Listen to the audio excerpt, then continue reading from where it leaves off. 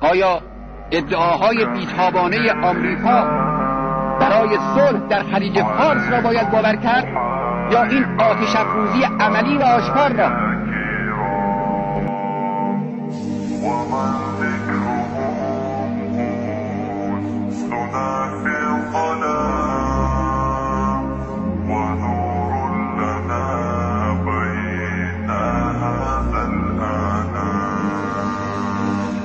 سلام سلام كمسك الختام عليكم